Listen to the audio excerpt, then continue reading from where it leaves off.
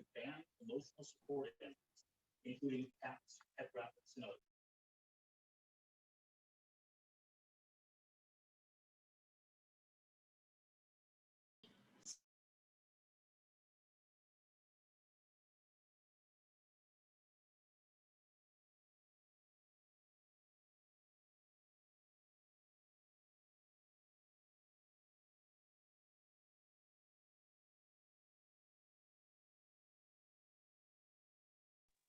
Some medicines only treat the lows or highs. Vraylar effectively treats depression and acute.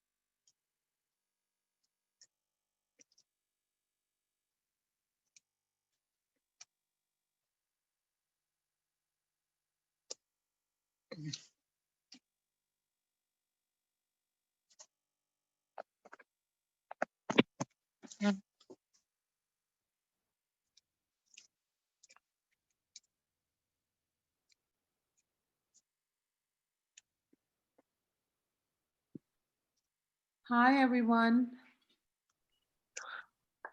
Hello, how are you? I'm well, thank you. Thank you so much. Well, this So is nice to see everybody. It is. It is. Hi, Lexi.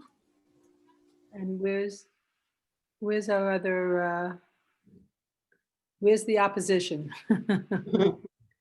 I think they are coming. Uh-huh. I think we still have 5 more minutes. Okay, so I know we're all on happily early. That's great. Yeah, we're so happy to see everybody here early. Thank you. Very nice. Okay. I'm going to put me on mute for just a second. And I'll come right back. Yeah. Sherelle's not on yet, so. Okay.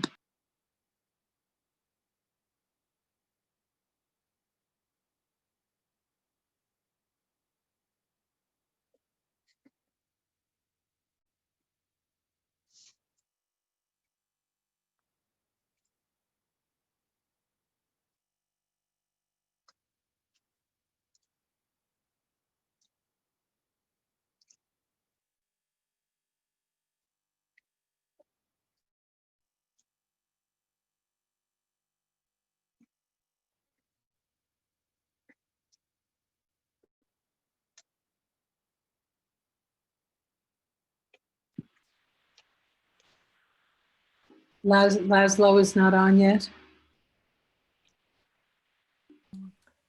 Who's that again? One of the debaters. Oh, Yeah, not yet. Okay. We have one. Oh, here he is. I see him. I see a hand waving. Oh, good. Hi, Hello. Laszlo. Hello. Hi, Laszlo. Hi, Lexi. I said hello to Lexi. Yeah, good. Hi, Diane. I see. Yes. Yeah. This is great. Hi, everyone. Hi, Diana. Hi, Diana. Hello. Good. Okay. Okay, we have 2 more minutes. Mhm. Let's see.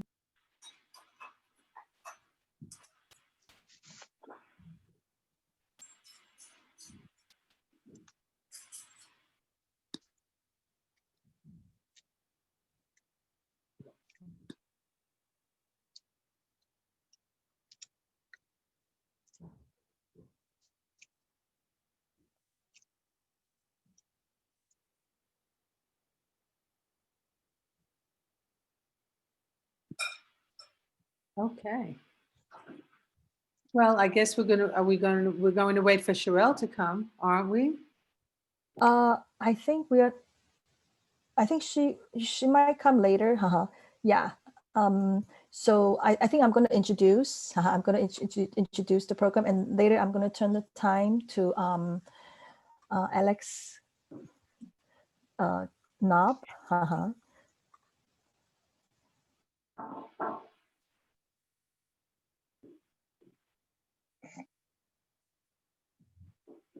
One more minute.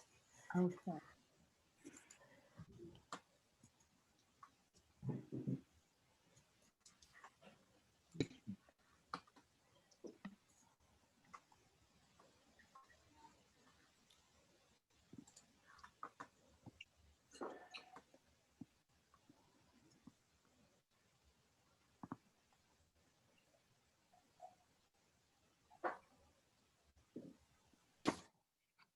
Hello. Hello, how are Hi. you? Good. How are you? Good, thank you. I'm not sure that did we ever work out that who's going to? I think Janine's going to introduce the students. Yes. Yes, Okay. I sure will. And I'm going to introduce Janine. And I'm going to introduce you. So I'm going to first I'm going to greet everybody, and I'll turn the time to Mr. Knopp. Yes, thank you. Thank you so much. Okay, so let's start it. Okay. Good evening, everybody. My name is Shelley Young. I'm a proud employee of the South Norwalk Public Library.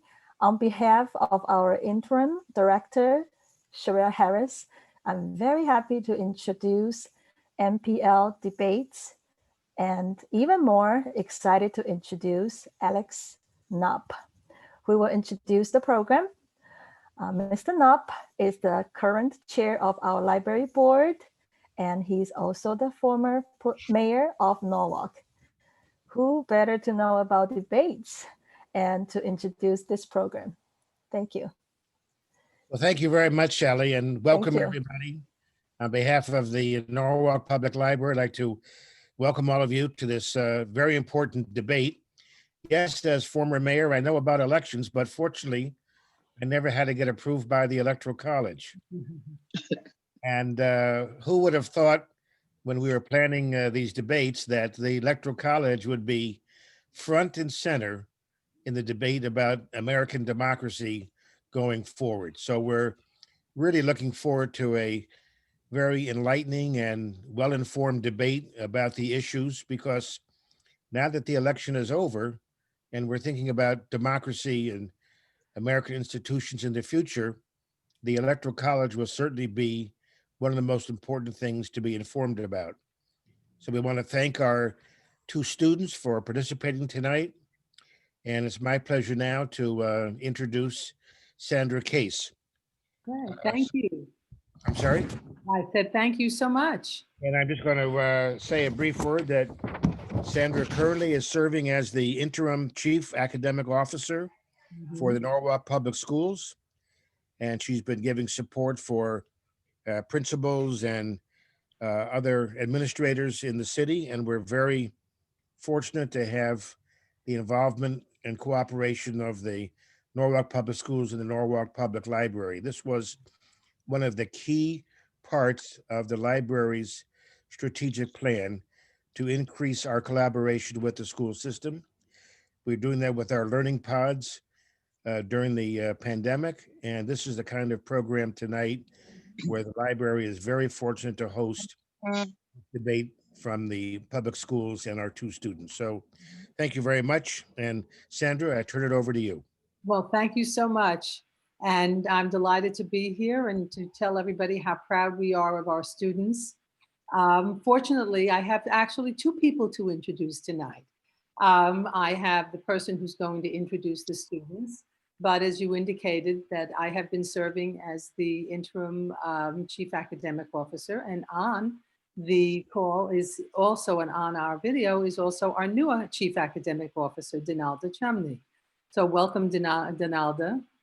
Okay, and we thank you, and we're so glad that you're here to watch these debates. I'd like to also just introduce our wonderful Director of Humanities, who has been working very diligently to prepare the students and to work with them. They were part of a first debate that was organized by Sherelle Harris and with our support.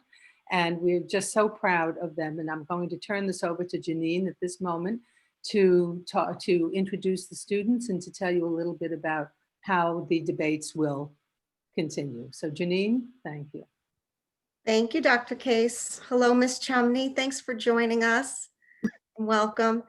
Thank you to Sherelle for the invite. I cannot tell you how pleased we are to be here and how proud we are, as Dr. Case said, of our students.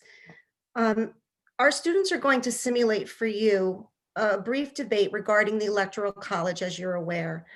One of them will be obviously taking the stand to abolish the system, while the other will argue to keep the system. And I'm going to let them introduce themselves right now, and then I'll tell you a little bit more and give you a little bit more background about the debate. So Laszlo, do you want to go first? Sure. Well, I'm Laszlo Balazs. I am an 8th grader at Roton Middle School, and I will be arguing for the Electoral College. So I will be arguing that it should stay in place. Thank you, Laszlo. And we also have Alexis. She goes by Lexi. Lexi, do you want to introduce yourself? I'm Lexi, and I am debating in favor of abolishing the Electoral College, and I am a senior at P-Tech Norwalk. Terrific. So just a little bit more background. We're really happy to share this with you tonight. This is a discussion technique that is used in classrooms, among others, to really elevate the level of rigor and increase student engagement in our classrooms. Discussion techniques such as a debate that you're going to see tonight really helps to reinforce students' speaking and listening skills and address several standards across many disciplines. Debates really support student writing as well.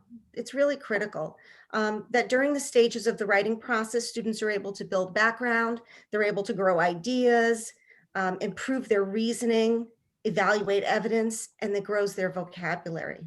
Academic discourse is something that we absolutely need to see in our classrooms day in and day out.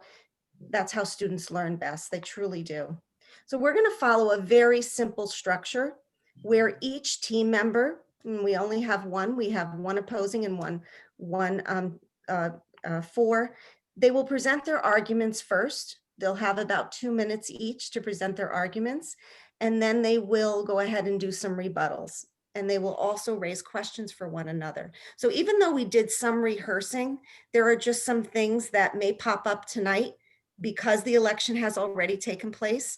And I think they've added some of their ideas since the election has happened. So I think you're going to enjoy this.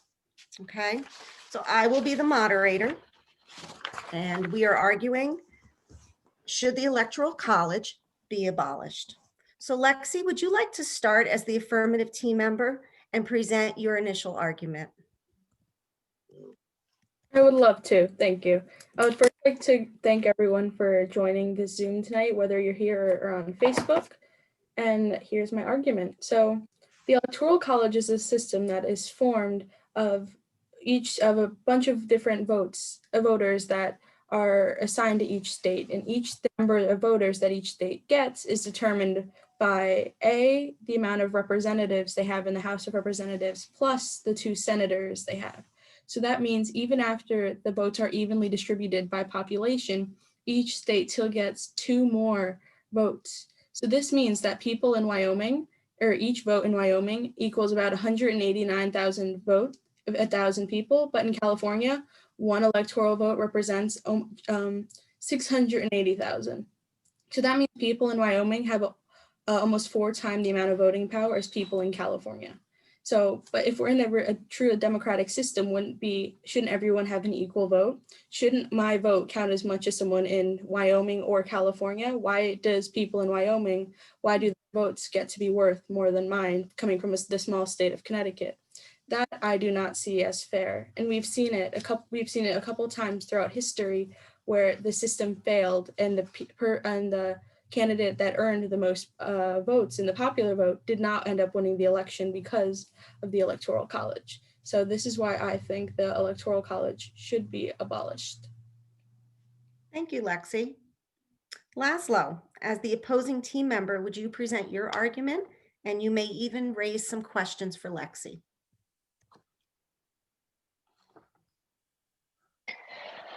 Wonderful. First off, thank you to the Norwalk Public Library for inviting us here today. And to put it bluntly, I'm saddened that the Electoral College is of any debate at all. It's a well-oiled process that's worked for centuries.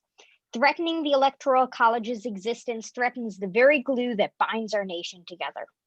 My opponent would like you to believe that the Electoral College is a faithless process that relies on representatives to vote for president, a process that favors large states and is undemocratic in every way. But they're wrong.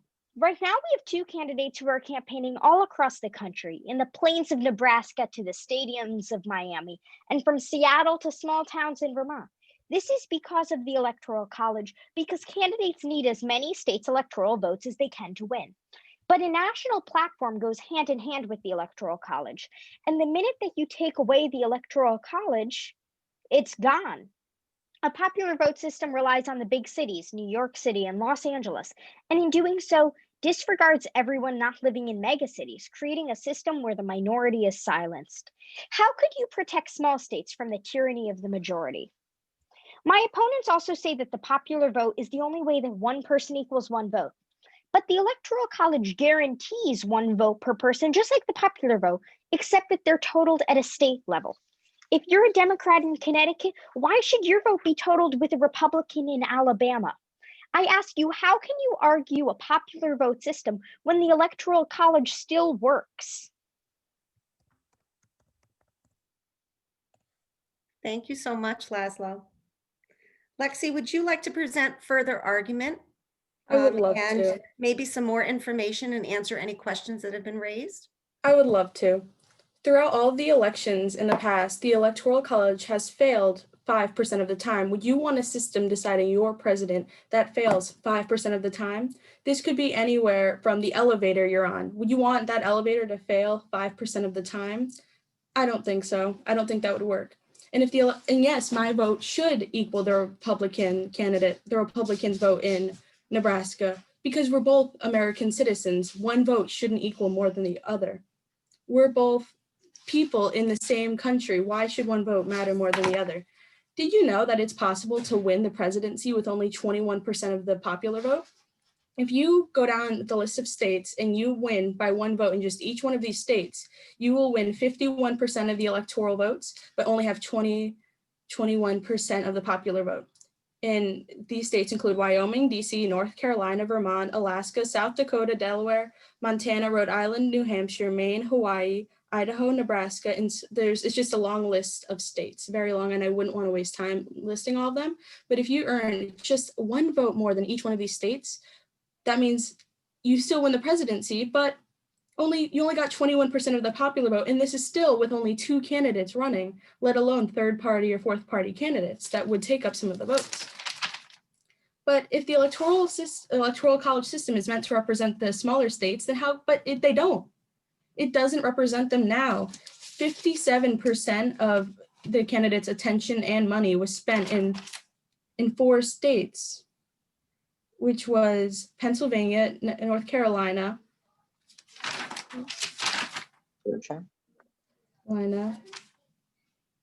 there were 2 others. Let me just go. But it is Ohio and Florida. Those are all considered swing states. But yet the candidates only focus their attention in these swing states. Sure, in the 2020 election, we had numerous swing states, but it still was close in some states. Like in Georgia, it was only cut down to a couple thousand votes. Still, would you want the whole election riding on just one state's couple thousand votes? I had friends in Kansas who I spoke to saying, why do I even bother voting? I'm a Democrat. My vote wouldn't count. Thank you. Thank you, Lexi. Laszlo, it's your turn to present further argument, more information, and answer any questions that Lexi raised. When my opponent talks about the downfalls of the Electoral College, she is talking about the few and far between. She talks of contentious recounts, but she means the Florida recount in 2000. She talks of faithless electors, but she means the microscopic percentage of electors that died over a century ago. Here's the thing. If the Electoral College didn't exist, in 2000, there wouldn't have been one contentious recount in Florida, but there would have been one in tens of others of close states. The Electoral College gives us a guaranteed winner and is quick, straightforward, and inclusive. We talk of voter suppression and voter fraud, and however misguided these claims may or may not be, in a popular vote system, voter fraud would be plentiful and severe with a chance of truly upsetting the nature of an election. To use my opponent's elevator analogy, would you rather be on an elevator that has a 5% chance of falling or be on an elevator that could crash at any second, and it probably would, but you wouldn't know it would happen? That suspense would just kill you. And out of 58 elections in the history of our establishment, 91% of the popular vote winners have translated directly to the Electoral College winner, and a couple have resulted in ties. As I've said before, the Electoral College also creates a system where candidates have an even more exclusive campaigning system. In 2016, Hillary Clinton won by 3 million votes, but she won by 4.5 million in California.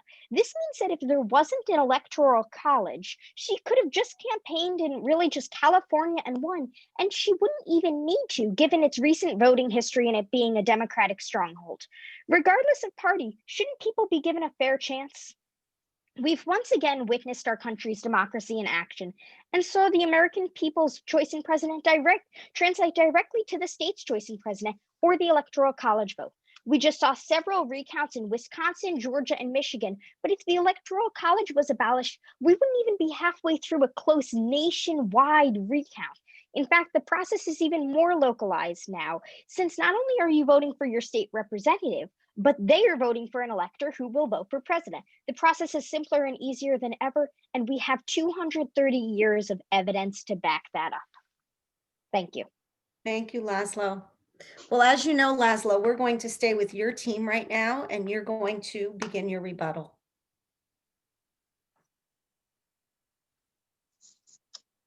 Wonderful. All right. So, like I've also said, though, one of the other main issues of the Electoral College is that we are not only are we preventing ourselves from the tyranny of the majority, but we're also ending any type of states' rights and federalism at all. Abolishing the Electoral College would result in the end of states' rights and result in 15 to 20 political parties, where candidates could simply target one area with any extremist belief and come within half of or a quarter of a percentile of someone else. You can only imagine that transfer of power. We'd have ultra-rich candidates throwing super PACs at major cities and ultimately buying the election. What kind of a democracy is that? We also make the connection to, we think of other countries that do have a true democracy with just a popular vote system. For example, Denmark.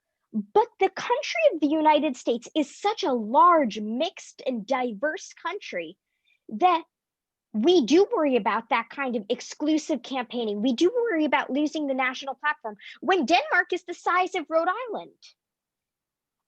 Even to go on with Rhode Island, as my opponent has also said, here's the thing, Rhode Island knows what they want. If we look at past voting trends, Rhode Island knows that they are going to vote blue. They have for decades and decades, and they probably will for decades and decades. But the reason that the candidates campaign in other swing states is because those states don't know what they want because they are so divided. And we should be embracing that those states are divided because that's what our country is all about. Thank you, Laszlo. Alexa, you can begin your rebuttal. If we take the top 10 largest cities in America, that they would only equal 7.9% of our general population. Laszlo here says that if the candidates only campaign in the large cities, they could win, but they can't. But then let's take the top 100 largest cities. That still only makes up 19.4% of the electorate. But still, you can't win with just 19.4% of the vote. But let's do something like what Maine and Nebraska has, where they're states are broken down into congressional districts where not all of the it's not a winner take all, but it's down by districts in that state, which I feel like works well. In this election, not all the districts voted together. Like in Maine, you saw one district vote one way and one district vote another way. That shows the state is divided in that it has separate things, but yet both sides are able to be represented. But did you know that 30% of Americans actually support the Electoral College? That means the other 70% just doesn't. But if we want to, so Laszlo here says that we want a nice, simple, quick election. There we go, done with it. But wouldn't you rather have it take time to figure out who the president is? And we should have faith in our system that it works 100% of the time, because if one vote equals one vote, then it will have a fair, and the majority should rule because they are the majority, they are more people. So, but why should the minority control what the most of the people want? But then if we do have these issues of the states' rights are being canceled out, we should have those specific issues be delegated to the states, like how you have a state driver's license, not a federal one. So if we did that, then it would be more zoned in on what you want, because yes, people in Nebraska don't want what people in New York and people in New York City want. It's two separate areas. So that's why the rights or the laws that do affect those areas greatly should be that would affect different places all over the country, should be delegated to the states to decide. And if it still is even having that much dispute, it should be delegated to city level or regional level. That's what I think. And Bloomberg already tried buying the election last year. He put millions and millions of dollars into ads, and yet he still didn't even get the nomination from the Democratic Party. But even if we did have more Democratic parties, wouldn't you rather have more choices to who to vote for president? In 2016, people were voting for who is the less evil, Clinton or Trump. People just didn't vote for anyone they voted against. And still, a lot of people weren't happy either way. But we could also introduce ranked choice voting, which would eliminate runoff votes. Thank you. Thank you, Lexi. Laszlo, it's time for your second rebuttal. Can I use my call a friend? Just kidding. But to be frank, it's a solemn day in America when our very institutions are challenged and the very mortar that lays our country together is questioned. It's as simple as that. I'd like to bring up a mathematical analogy now, which is we're going to consider DC and California. DC right now has 3 electoral votes. It has the 2 senators and it has 1 at-large representative. We also have California, which has 55 electoral votes with 53 representatives and 2 senators. But the Senate plus 2 actually helps the small states. And because of that, the large states do already have the advantage because they have more sway, because they do have the bigger electoral votes. But it does help the small states because that Senate plus 2, if we think about even just the proportion, 3 out of 55 is much better than 1 out of 53. My opponent also brought up a couple things that I just wanted to quickly address, one of which was a poll that said that 30% of Americans approved the Electoral College, and she said that 70% of the others didn't. But first of all, that's not counting in the people that might not have responded to the poll. And I'd also like to bring up that, as we've seen in the past, the polls don't correlate directly to the election result. And we can't really trust stuff like that because the sample size is just too small. She also brought up the example of Michael Bloomberg during the 2020 Democratic primary.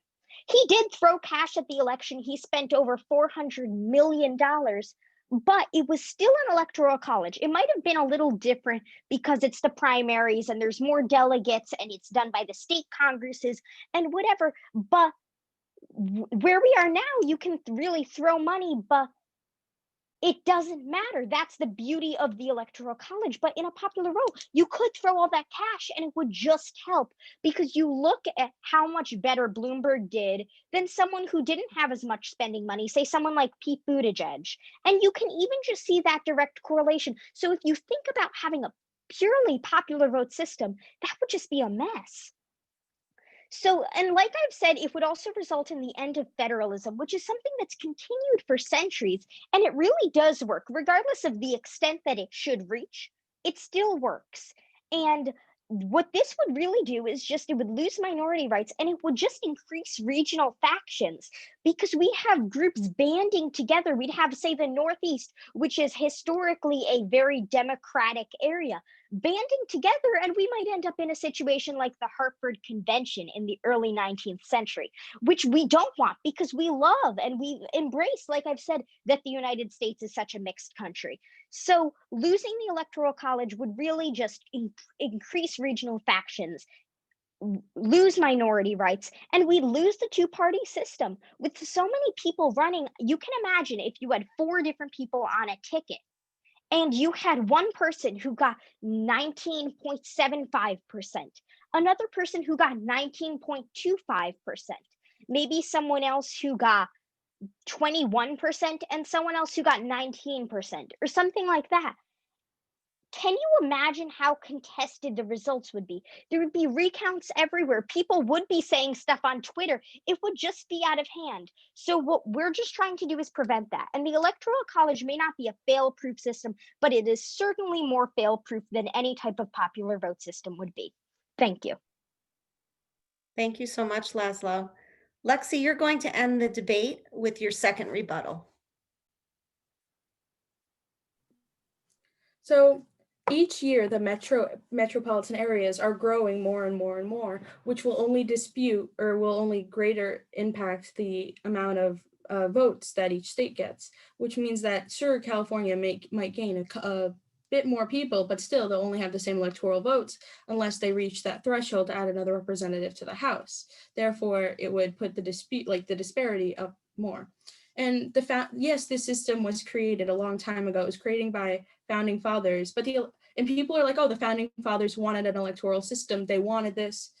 This is what should it be. But in reality is some of the founding fathers actually wanted every vote to count equally. But the Electoral College was created as a compromise only with the two sides to bring them together.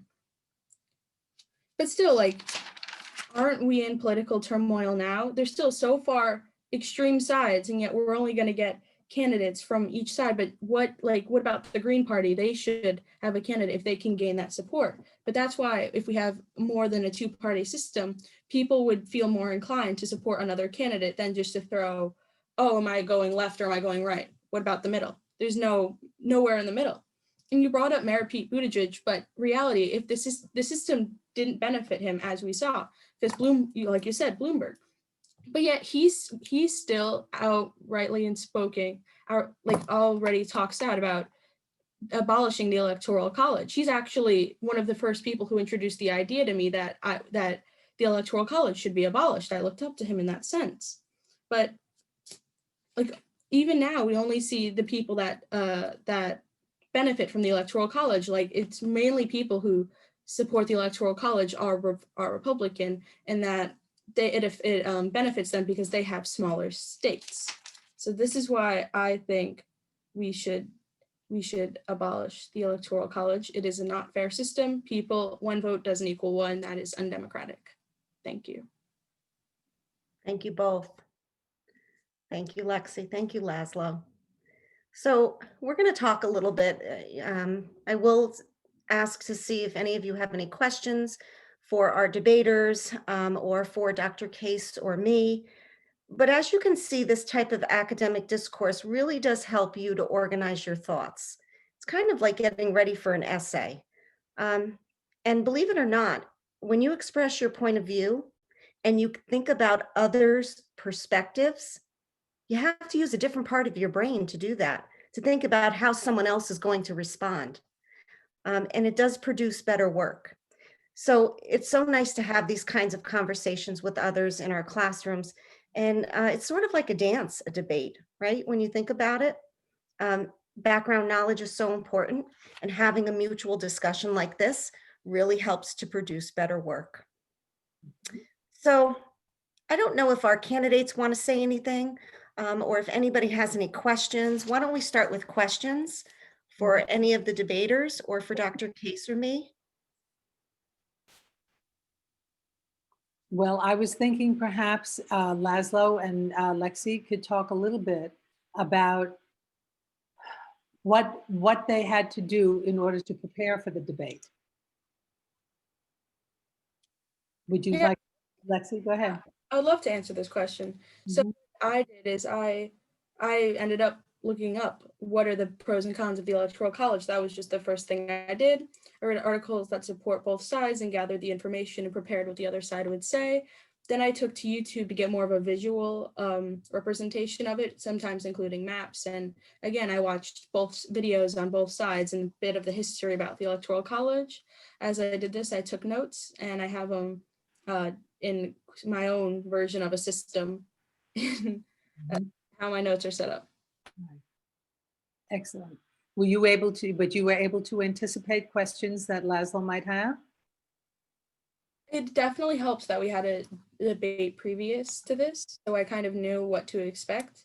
But I also learned what common arguments are supporting one side or the other, and then I also saw what could pop up. Thank you. How about you, Laszlo? Well, in many ways, I consider myself a bit of a political junkie. So a lot of my information, I had an insane amount of background knowledge to begin with.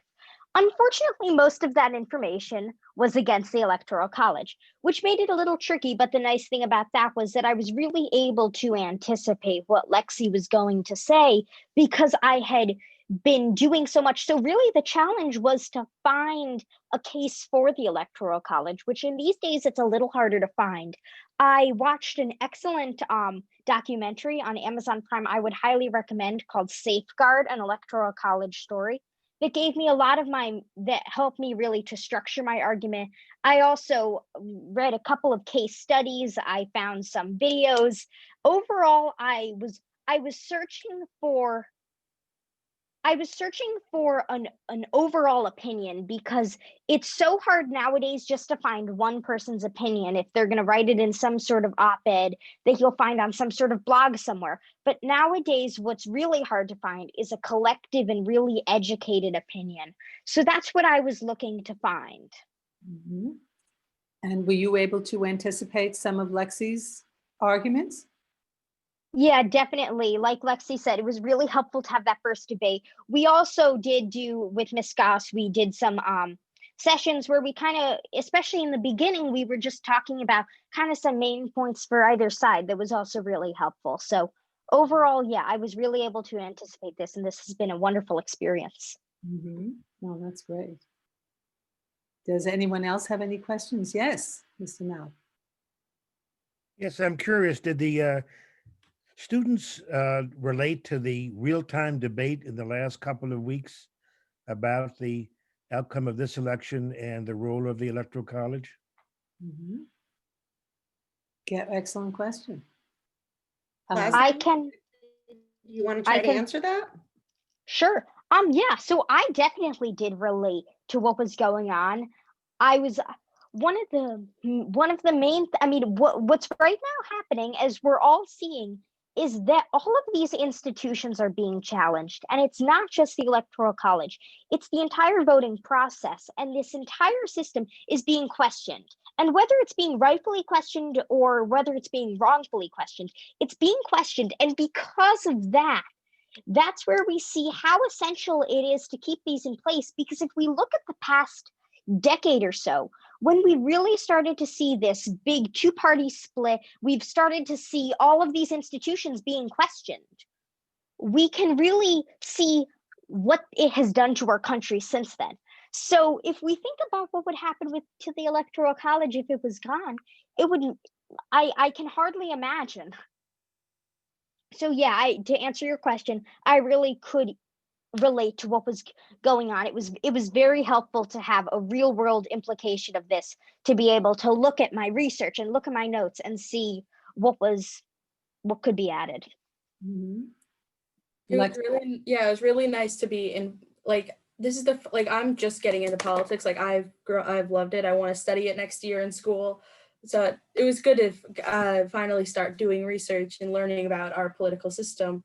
And so it was really nice going into election day knowing theorizing what should happen. And like even after the election happened, the next day, the next 2 days until that, whatever, I think it was Saturday that we heard the election was called, I was checking the polls every 5 minutes, sitting there nervously waiting for something in the middle of class, after class, between classes, before class, like right before I go to bed. But it was definitely nice to, it definitely do relate to what's going on, and I'm just, I couldn't vote myself. Mhm. That's wonderful. Are there any other questions from any of the? Can you hear me? Yes. Oh, okay, great. I was trying to get on and I had that mute thing checked off. It just seems to me, and I'm a person who's 97 years old, so I've seen a lot. But I have always wanted to understand the Electoral College a little more. It just seems in a country where we believe that the majority rules, in the case of Mrs. Clinton, if 3 million more people wanted her as president, what right has someone got to have a law that says, no, we're going to skew it up and we're going to make it easier for the states that have less of a population compared to, as you compared California with another state, I don't remember which one it was. But it just seems unfair to even out that kind of voting when the other one is fairer. That's the thing that I can't come to terms with. Well, that was exactly Lexi's argument. Yes. Lexi, do you want to say anything about?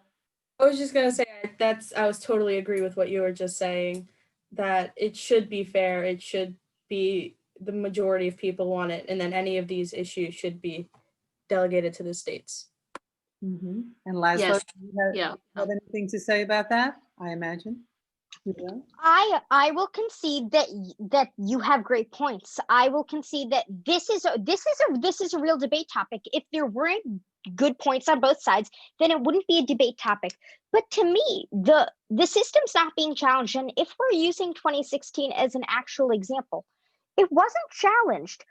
Donald Trump won, and whether we like it or not, he won with something that has been argued for centuries. And if we look at any other case, I think that because of how political debate has intensified these days, I don't think that if this year Donald Trump had won the popular vote, but Joe Biden had won the electoral vote, I think that there'd be a lot of people who didn't have any issue with the Electoral College. So I think we look at what we want to see a lot of the times. And I agree with what you're saying, but I think we want to look at how this is such an old institution that has worked so much that it's not being changed. It might just not be going our way all the time. Mm-hmm. I think Tristan Fields has a question as well. Thank you for that, Laszlo. Tristan, do you want to Yes, I unmute do. yourself? Yes, thank you. Yeah, I appreciate it. We can't hear. I think you're on mute, Mr. Fields. All right, can you hear me now? Yes. Okay, great. Super impressed by both students and their command of the topic and just their ability to express themselves and articulate their points. So I'm definitely want to give them a shine for that. My question was in regards to during your research, Lexi got into this a little bit. Did you notice there was a bias, a political bias on the authors or the proponents for the Electoral College and the folks who are writing against the Electoral College? Did you notice a political lean for one versus the other? And then, you know, what did you do with that? Did you throw that away and try to look for unbiased stuff? Or did you just have to say, okay, like there's nothing else that I can find. I just have to work with the biased arguments. With one of the videos I did watch, he brought the guy who was talking brought up someone from the opposing side, and that guy in that other video said that I'm a Republican, I'm from Texas, I support the Electoral College, and then he explained why. But then the person who was actually making the video explained explained his point of view and then how he saw that as wrong in his light. But has been a little bit of a political leaning, but it's more people just coming out saying I'm for or against. But I'm sure if you do research into these people, you will see a political leaning. Mhm. Laszlo, anything on that topic? Definitely. So I think that what we all need to realize is that everything has a bias, whether it's classified as center, whether it's classified as left, whether it's classified as right, everything has a bias. And we should take that because that is giving us the opinion which we need because we need to structure that opinion. So that's giving us what we want. It may be hard to find the actual facts, but luckily with the age of the internet, we're able to, I could simply Google search how many electoral votes does Michigan have, and I'd find out that it's 16. So I think that with that type of thing, you have to embrace the bias, I guess is how I would say it, and use that. So I used tons of different sources coming from actually, I don't even want to use the terms left and right because I know plenty of people who lean towards the right who still are against the Electoral College. And I know some who lean towards the left that are for the Electoral College. So it's more that I think that we need to, because in my research, like I had said, I used opinions from people for the Electoral College, and I used opinions from people against the Electoral College. Mhm. Very interesting. Is there anyone else that has any other questions? These are really good questions. Alden, do you have your hand up?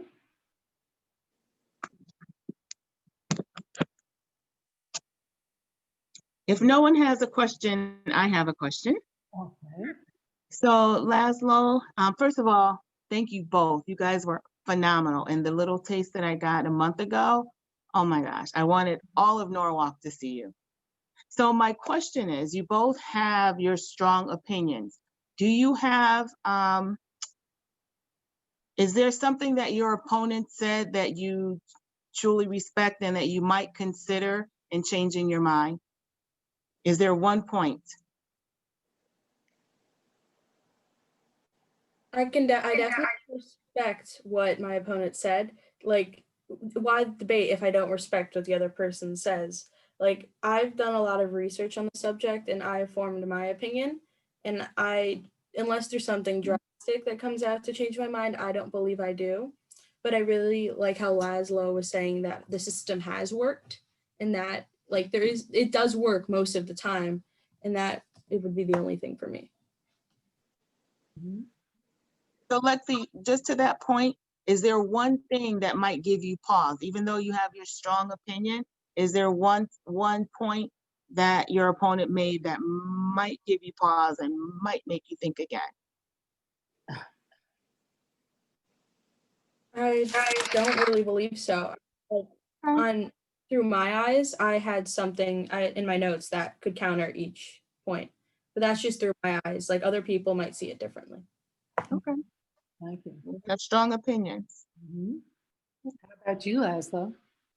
So I respect everything my opponent has said, and I have to say I agree with a lot of it because I partially chose this because I agree with some elements of it, but I also chose it because I knew it would be a challenge because there's a lot less info on it. But I think one of the main things is I think the main point that I really do agree with is that it is one vote per one person, and I think it's as simple as that. And it doesn't, I mean, I think that that argument is simple enough. I could have said it in 2 seconds. I could say it in 10 minutes, but it's that simple that it's one vote, one person. So I think that if there was something that would sway me to that side, it would definitely be that. Mhm. Excellent. Excellent. Any other questions? Yeah, I have a question. Yes. In fact, this was very enlightening. In fact, if Sherelle told me it was $10 to buy a ticket, I would have bought one. But the fact of the matter, I'm just curious if either of these contestants, and they did an excellent job, had consulted Rome at all. And the reason I ask that is that when the founders put this together, they consulted Rome. because in the days when the Senate worked in Rome, whenever they passed legislation, it was voted on by the voting blocks in Rome. They were called centuries. They were blocks of 100, and it was based on income. And legislation passed by the voting of according to these blocks. So each block got one vote. So when you fast forward to when they were putting together the Republic, and the Electoral College operates on the premise that if none of the candidates have the required electoral votes, the election gets thrown back into the House. And no matter how big or how small the states are, each state gets what? One vote. And so I was wondering if either of these candidates consulted this end of the founders' research. I didn't even think of that. I honestly had no idea that that's where the system came from. And now that I know, I'll bring that up next time I have to debate the Electoral College. Thank you. Asa? So I also did not think of Rome specifically. In fact, I should probably learn more about ancient history. But I was thinking about the entire concept. And in fact, I did a little research on the entire philosophy behind a democracy and behind a republic, because one of the main points that I did not bring up in this is that people are always saying we're a republic, not a democracy. And that's a really, really tricky point to make, because yeah, we are a republic, but the way that our country has functioned is much more of a democracy.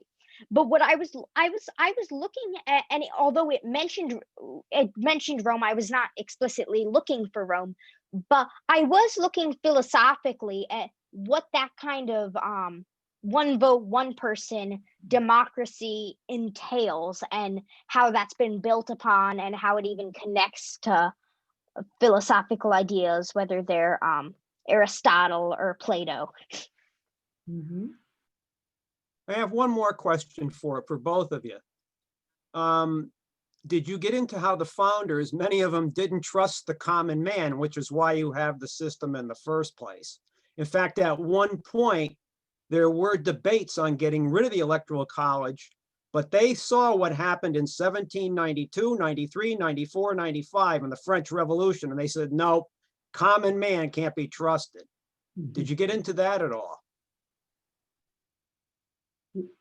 I looked into it a little bit in prior to our first debate, because like when you hear people refer to the Electoral College, you see it as a safeguard from stupid people voting. So like, I feel like that's where that really stems from. So for the first debate, I definitely like looked into it a little bit, but coming back to do this again, when I dug up all my research, I did not bring that into a factor. Laszlo? So again, that was something that I did not explicitly look for. What was I going to say? But I think that with that entire, the majority of my research and the majority of my background information was within the last century. And one of the main things that I kept looking at that makes that point a really good point, but a point like that hard to argue. And even often it's also another common point that I didn't make either, was that it's an age-old system, and the founding fathers liked it and they founded our country. And then I get into something where I could go down, I could be digging my grave there. But I think that what I was looking at, because our world has changed so much since then, and now people are overall much more educated. So I think that that's where the idea of it being a safeguard isn't as prevalent. And now it's less a safeguard from uneducated people voting, and it's more of a safeguard against a popular vote system. So it's changed much more into that negative. But in this age of technology, and in this just more modern world where 250 years ago, it was only men in the workforce, it was only white men that voted. Now it is such a different country that it's hard to use that point. Thank you. Any other questions? Diana? I'll give one thing. For both of you, you did a great job on both sides. Because especially even speaking on an institution that did start from things that also weren't the best for our country, what would you, if you could change about a political structure now that you saw in on your side for what you are with? What would you change about it though that kind of hit you a way that you're like, well, you know, I kind of don't like that part? And Lexi, you were going to say you an answer? If I could change something about the political system, and this is something I'm still trying to figure out where I stand on it, but like whenever like change the political system brings me back to the filibuster. Like, isn't it just wasting time at some point? But that's still something I'm figuring out if I agree with or don't. But I feel like there is a lot of turmoil on if it should stay, if it should go, political wise. Okay. Anything on your end, Laszlo? Yeah, so I will continue on the congressional note. And I will say that one thing that I have always thought about is how our House and Senate functions with that majority rule. Because if you think about it, it is very similar to the Electoral College in the sense that that minority is silenced. For example, a bill might go through the House and people know almost instinctively if it's going to pass in the Senate, say, because they can just look, well, there's 51 Republican senators and 49 Democratic senators, and it's just going to go down party lines, which is how it does probably 90% of the time. And so I think that if I was to change something, I might restructure how that works with majority rule and maybe even be in some sort of situation where congressional members weren't specifically aligned with parties and more just views. All right. Thank you, I guys. totally agree with Laszlo on Yeah, that. I agree with both of you on that. I do. Thank you, ladies. Thank you. Anything? Any other questions? Oh my. Then could we ask our two, first of all, congratulations, guys. You were absolutely incredible. So, I mean, we're all clapping for you because you were just terrific. Could I ask you, did somebody else have? I was going to ask each one of the, Lexi and Laszlo, to just tell us a little bit about yourselves, about your hobbies, about the subjects you like best, and something a little other than the fact that we know you want the Electoral College abolished. Yeah, gladly. That's easy. I guess to start off, I'm a senior at P-Tech Norwalk. Like I said earlier, I am the current cadet squadron commander of the JROTC program at Norwalk High School. I'm in the National Honor Society. I'm good at math, better so than English, I should say. French in school. I play the ukulele for a while now. I guess if you consider that a hobby, I do quite often. I like biking, getting out. Like, I still like to get outside. I don't like to be tethered to my phone or computer or stare at a screen all day. I like to get outside. And that's because the school I went to when I was younger, every other Friday, we would take a field trip and go hiking or canoeing or kayaking, something, volunteer at a food bank, get out of the classroom every other week. That's something I do like to get outside very much. Lexi, why don't you also share your aspirations for your future? Oh, yeah, that's By the probably way, something good to share. everybody, I'm no longer the moderator. I'm now their agent. So you can contact me if you need autographs or anything else. You've got to go through me. Yes, go through it. I hopefully I get into one of the schools I want to go to, and I want to study politics and political science, and I do want to end up working in government in some form, whether that be in politics, on the scene, behind the scenes, or some other position in government. That's just what I feel like I want to do at this stage. And after a while of not being able to decide what I want to do in life, it's nice to finally know. And it's having an election. It's just to like, oh, it's prevalent. Everyone's talking about it. I could learn. But I was nice because I had my civics class when I first started coming in, and I had a fantastic teacher who's taught how the political system works, how government works. So that really helped build what I want to do. Thank you. Thank you. And Laszlo, can you tell us a little bit more about yourself? Sure. Well, like I said, I'm in 8th grade. I'm a 13-year-old at Roton. And I would say my two main passions are music and history and politics. I am a pianist and a composer. I'm very involved in the local theater, Crystal Theater. And so I'm very much into music. I play a variety of different instruments. So yeah, I'm really into music. I'm also really interested in history and in politics. I don't know what I'd want to do when I grow up. Probably something in either one of those two fields. But yeah, so I like music. I like to read. The district has actually been wonderful to me with my love for history, since they've actually been able to place me in a high school AP US history class, which has been wonderful to let me strengthen my studies. So that's been really nice to be able to do more. Yeah, so I love to learn. I love to play music. Yeah, that's me. Oh, thank you. Thank you.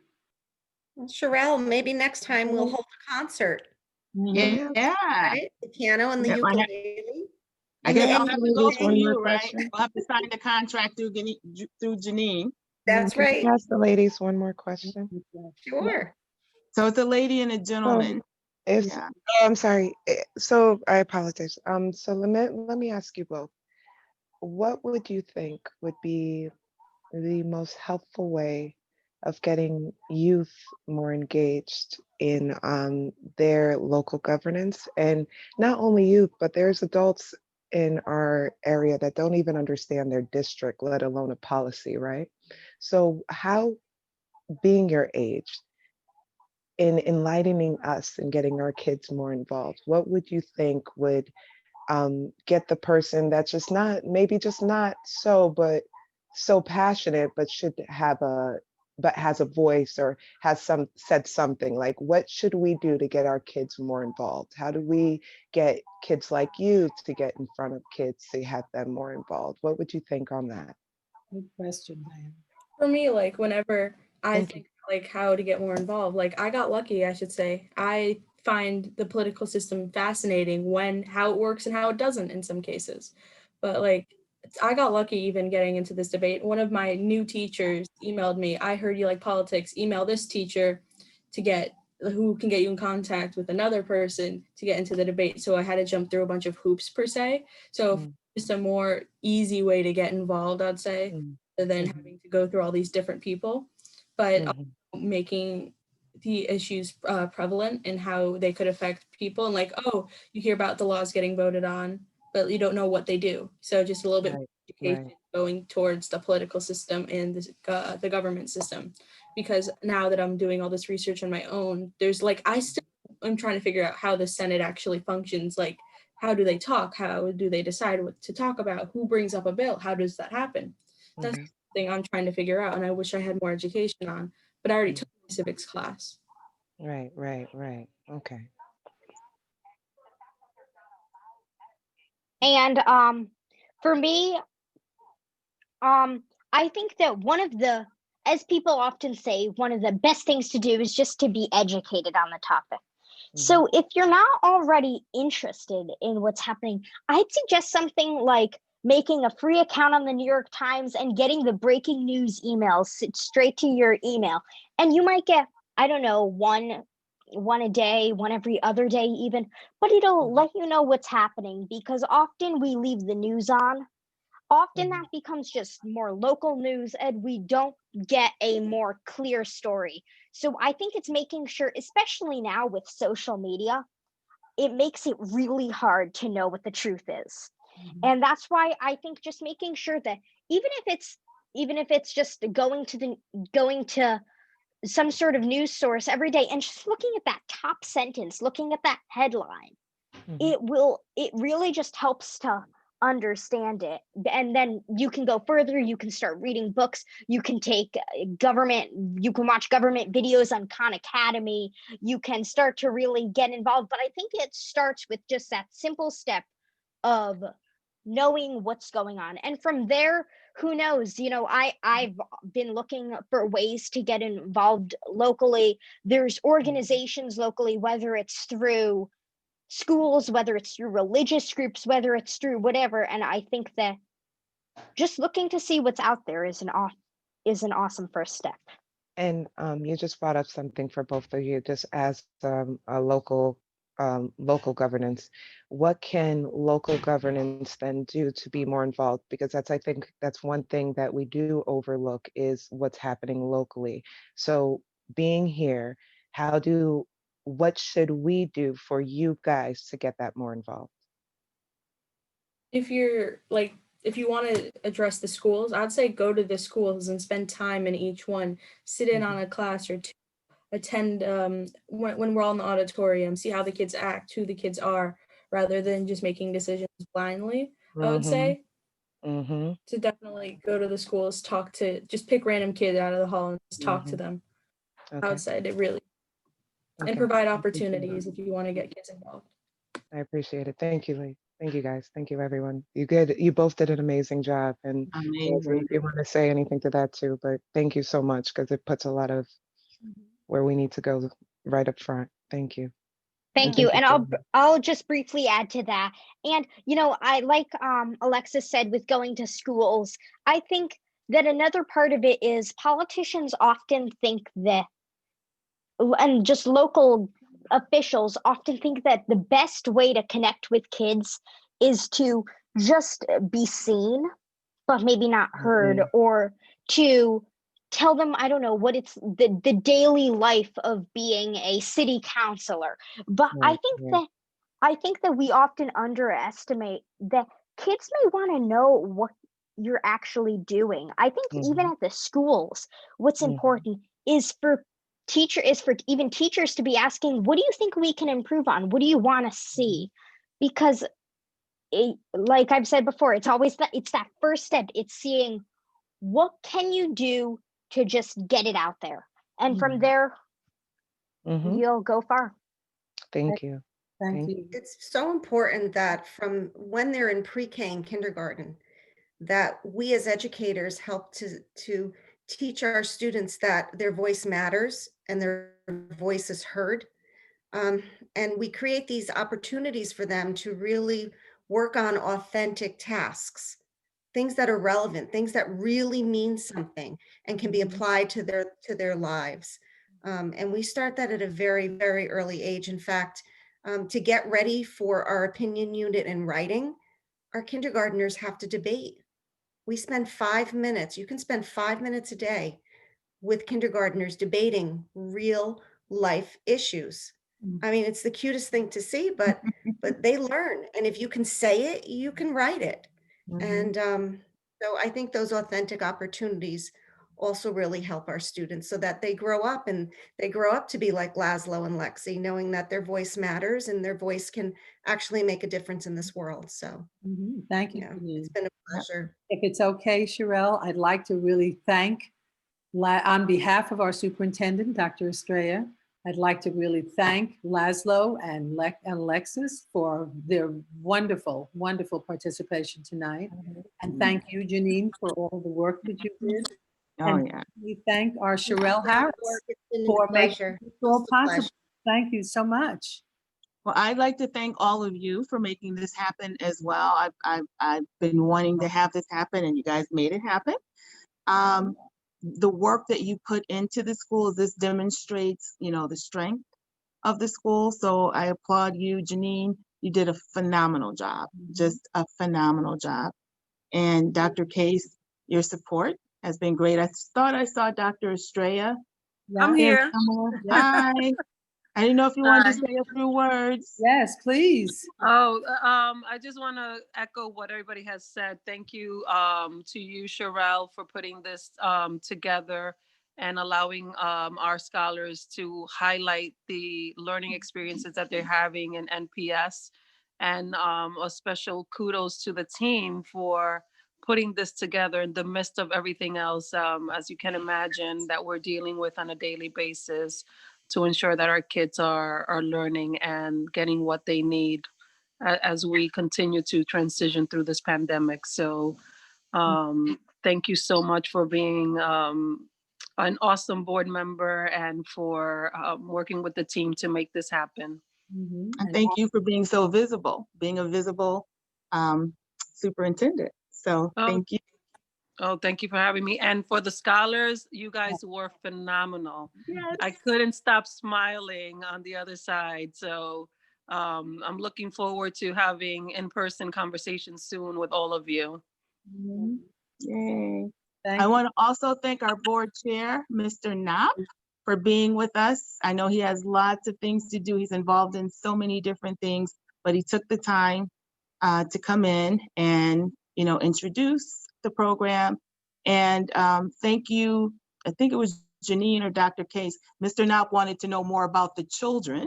And so thank you for allowing them, to say a few things about themselves. Wonderful. So, yep, I want to thank everyone who attended tonight, particularly those of you who brought your children to plant the seed, to be able to see what a debate is like, as well as to, learn about the Electoral College. So I applaud everyone who came. And on that note, I'd like to say good night. Good night, and thank you all. Good night, everybody. Thank you. Bye. Good night, everyone. Bye, Bye-bye. everyone, for coming to support. Thank you. Thank you, guys. Bye-bye. Bye. Bye. Bye, Shelley. Good night, everyone. Bye, Sherelle. Thank Bye. you. Bye-bye. Bye, Rachel and Joseph. Bye-bye. Have a good night, Bye. everybody. Skip, but then also wanted to Yep. touch base with us. Good night.